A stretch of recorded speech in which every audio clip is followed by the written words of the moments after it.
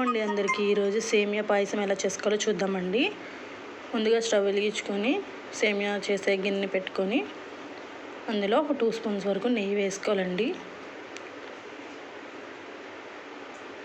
నెయ్యి వేసుకున్న తర్వాత అందులో డ్రై ఫ్రూట్స్ వేసుకోవాలండి. నేను ఇక్కడ జీడిపప్పు కిస్మిస్ తీసుకుంటున్నాను.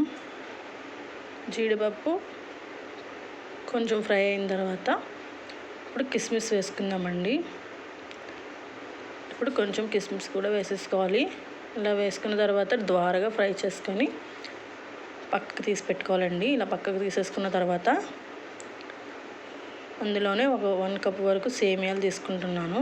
అవి కూడా లైట్ గోల్డెన్ బ్రౌన్ కలర్లోకి వచ్చే వరకు కూడా ఫ్రై చేసుకోవాలి.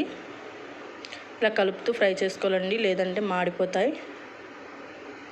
ఇలా మొత్తం కూడా కలుపుకుంటూ ఫ్రై చేసుకోండి.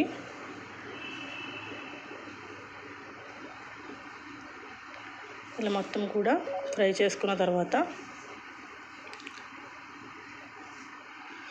గోల్డెన్ బ్రౌన్ కలర్లోకి వచ్చిన తర్వాత ప్లేట్లోకి తీసేసుకొని పక్కన పెట్టుకోండి.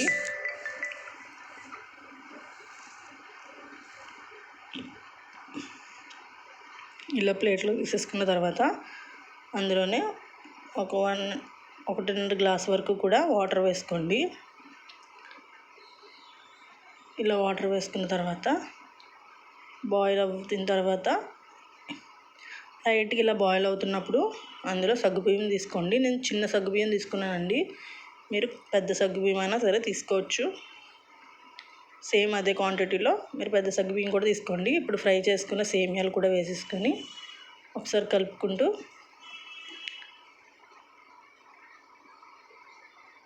ఇలా మొత్తం కూడా కలుపుకున్న తర్వాత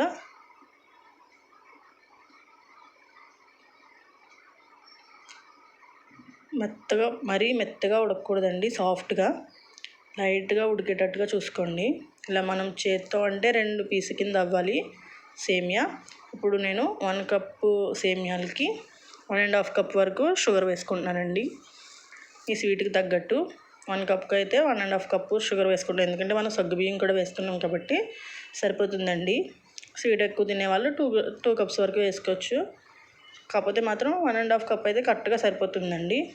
ఇలా వేసుకున్న తర్వాత మొత్తం షుగర్ అంతా కరిగిపోయిన తర్వాత కాచి చల్లారి పెట్టుకున్న పాలని మొత్తం వేసేయకుండా కొంచెం వేసుకొని ఒక గ్లాస్ పాలు వరకు పక్కన పెట్టుకోండి. పక్కన పెట్టుకున్న తర్వాత కలుపుకుంటూ కొంచెం ఉడికేంత వరకు కలుపుకోవాలి. ఇలా ఉడుకుతుంది కదండి, కొంచెం చిక్కబడాలి. ఇలా చిక్కబడిన తర్వాత అందులో ఒక 2 యాలకులు మరీ మెత్తగా చితక్కొట్టకుండా కొంచెం ఇలా చిదుపుకొని వేసుకోండి. 2 యాలకులు ఫ్లేవర్ చాలా బాగుంటుందండి యాలకులు వేస్తే. అలాగే డ్రై ఫ్రూట్స్ కూడా వేసేసుకొని ఒకసారి కలిపేసుకోండి.